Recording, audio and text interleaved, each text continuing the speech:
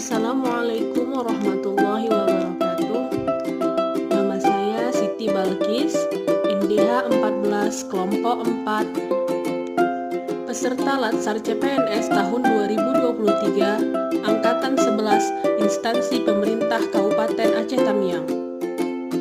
Kali ini saya akan menjelaskan Learning Journal Agenda 4, yaitu Rancangan Aktualisasi. Apa itu rancangan aktualisasi? Rancangan aktualisasi adalah proses perencanaan strategis yang berawal dari pemecahan masalah atau isu-isu strategis pada masing-masing unit kerja atau organisasi bagi peserta Latsar CPNS. Saat ini saya adalah CPNS di unit kerja Puskesmas Rantau, yaitu terampil pranatal laboratorium medis. Selanjutnya, tahapan rancangan aktualisasi terdiri dari 7 tahapan. Yang pertama, identifikasi dan deskripsi isu. Yang kedua, penetapan isu. Yang ketiga, penentuan penyebab isu. Yang keempat, gagasan kreatif pemecahan isu. Yang kelima, matriks rancangan. Yang keenam, rancangan aktualisasi isu. Dan yang terakhir, seminar. Identifikasi dan deskripsi isu. Selama saya bekerja di Puskesmas Rantau, ada 3 isu yang menjadi masalah yang saya ambil. Yang pertama, tidak tersedianya tempat pengambilan sputum atau pojok dahak di Puskesmas. Yang kedua, kurang optimalnya pemeriksaan HIV untuk calon pengantin. Dan yang terakhir, kerusakan alat yang memperhambat pemeriksaan di Puskesmas Rantau. Penetapan isu utama. Dari 3 isu tersebut dilakukan analisis kelayakan isu menggunakan teknik USG. USG adalah urgensi, seriousness, dan growth. Berdasarkan analisis isu melalui metode USG, maka terpilihlah isu yang paling prioritas, yaitu tidak tersedianya tempat pengambilan sputum atau pojok dahak di Puskesmas Rantau. Ini adalah tabel USG. Dari tabel ini didapati yang paling prioritas adalah tidak tersedianya tempat pengambilan sputum atau pojok dahak di Puskesmas Rantau. Dengan ranking pertama, prioritas 15, urgensi 5, seriousness 5, dan growth 5. Selanjutnya saya akan menjelaskan penentuan penyebab isu. Yang pertama, masih ditemukan pasien yang tidak mau mengantar dan menampung dahak ke puskesmas apabila dianjurkan menampung dahak di rumah. Yang kedua, tidak adanya pojok sputum mengakibatkan sulitnya petugas lab mendapatkan sputum yang baik. Dan yang ketiga, munculnya kasus baru yang tidak terdeteksi oleh petugas kesehatan akibat pasien tidak mau mengantar sputum ke puskesmas.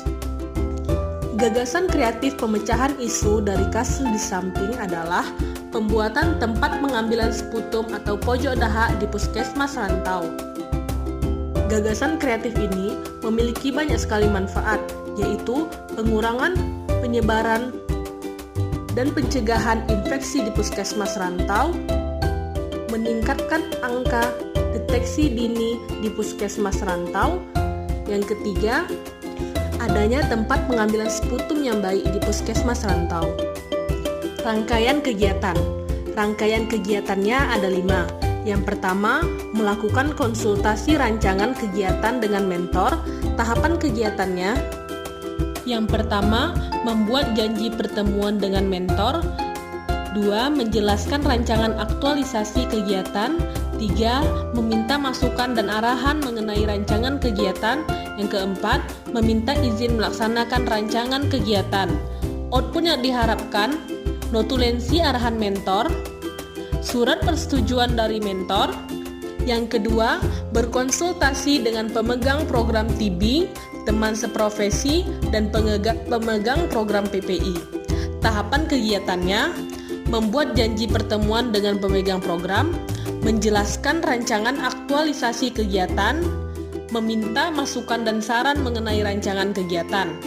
Output yang diharapkan, notulensi masukan dan saran dari teman seprofesi dan pemegang program TB dan PPI. Yang ketiga, perencanaan pembuatan pojok dahak di puskesmas.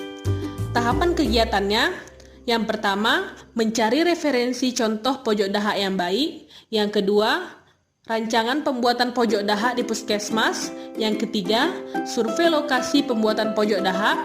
Yang keempat, pembuatan pojok dahak dan dokumentasi. Output yang diharapkan, mendapatkan desain referensi pojok dahak yang baik. Yang kedua, rancangan kegiatan yang dibuat. Dan yang terakhir, dokumentasi tempat yang disurvei. Kegiatan pemecahan isu yang keempat, membuat video edukasi dan edukasi tentang tata cara pengambilan dahak di pojok dahak yang benar. Tahapan kegiatannya, yang pertama, melakukan konsultasi dengan semua pihak terkait. Yang kedua, membuat video edukasi pengambilan dahak yang benar. Yang ketiga, menguploadnya di YouTube. Dan yang keempat, melakukan edukasi ke masyarakat tentang adanya pojok dahak di puskesmas. Dan kegiatan pemecahan isu yang terakhir, melakukan evaluasi dan pelaporan.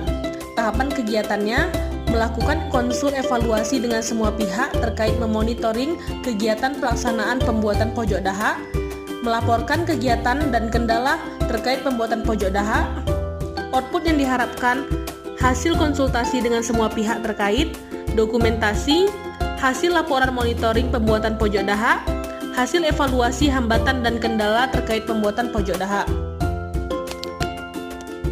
Cukup sekian learning journal yang dapat saya sampaikan. Lebih dan kurang saya mohon maaf. Saya akhiri dengan wabillahi taufiq wal hidayah. Wassalamualaikum warahmatullahi wabarakatuh.